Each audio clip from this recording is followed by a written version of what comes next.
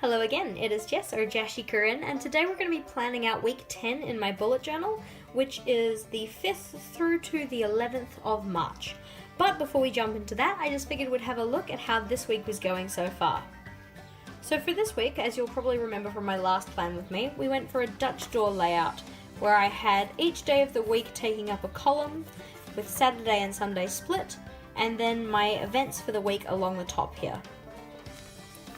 I'm finding that this layout is working really well, but at the moment I'm actually quite sick, so I know that I'm not actually going to use all of the space that I did leave for myself. As of right now, I still haven't gone in and included that doodle because I'm still not too sure what I want to put there. I am finding that my small habit tracker down here for my morning, evening routine and my water intake is going quite well, and I'm filling that in with a striped line pattern. For the week that's coming, I've decided I want to try a little bit of watercoloring in my bullet journal. I don't typically like to do this because I'm a little bit afraid that I'm going to put down too much water and end up ruining some of my pages, but we're going to have a go at it anyway.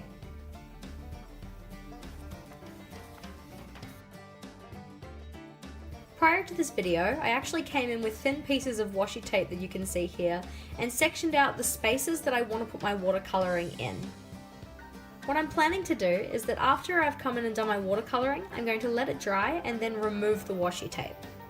I've done this before with some geometric drawings of animals and found that it actually looks pretty cool. Before we jump in, as per usual, all of the equipment that I use in today's setup will be linked in the description box below.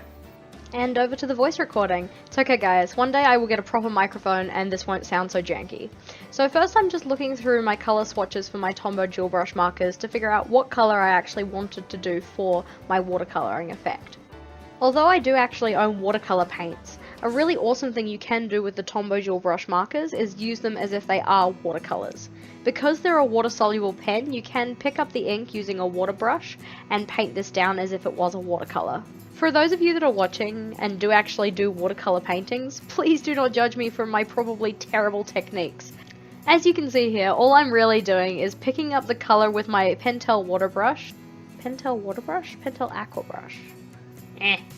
Pentel Aquash water brush to just pick up that Tombow colour and then lay it down on the page with some extra water.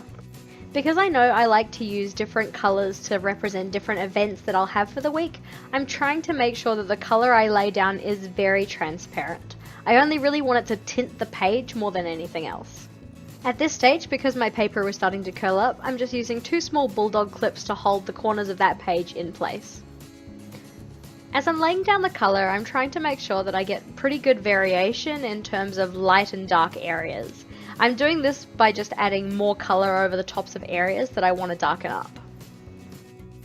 Something that I didn't do in this spread, but do like doing in general, is actually when going over the top of the washi tape with your watercolour, is changing the colour that you're using. It wasn't going to work for this layout because I did just want to use the green, but you can get really pretty blended effects if doing that.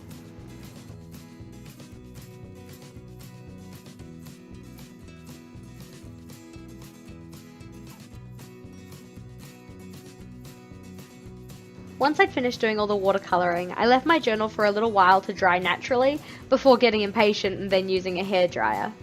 If using a hairdryer to dry your journal after using watercolour, one thing you can do is actually air dry both the front and the back of the page.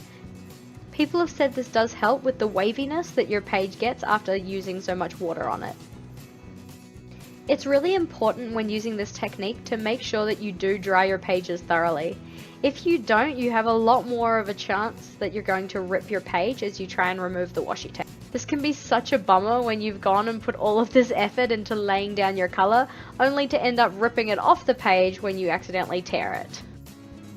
At any point here where you see me ripping the washi tape up from one end and then abruptly stopping and starting to rip it from the other, that's a point where I had started to accidentally tear my page because I was being impatient.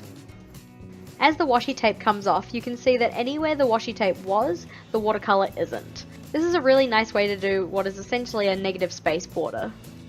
Another way you can achieve this is by using something like masking fluid.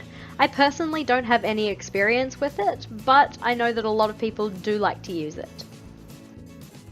After removing the washi tape and having a little cry about any of the rips that I caused in my pages, I just used a pencil to write in the title for this page before then going over it with my Tombow dual brush marker.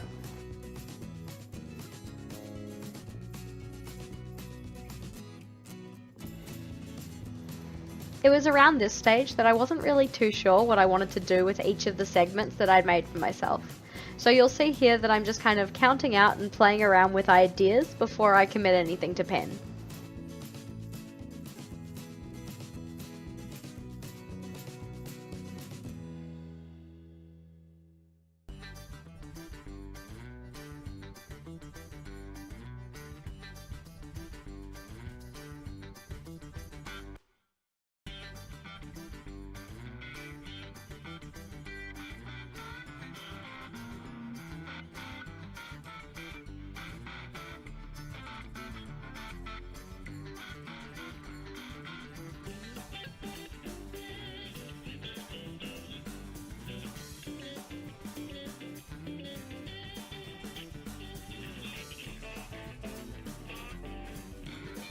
At this point, I'm using my Sharpie pen to go over the lines of my habit trackers for the week.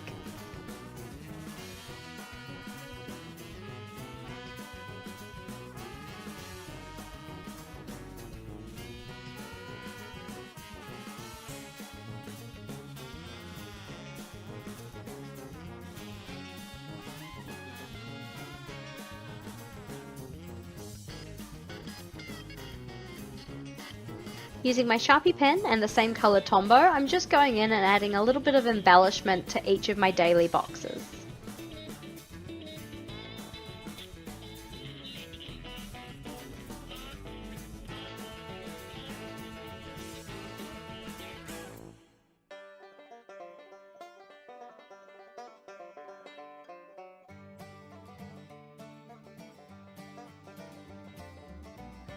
Alrighty, I think that's going to do it for this week. So as you can see, we have a space for each day of the week for the events that I've got going on.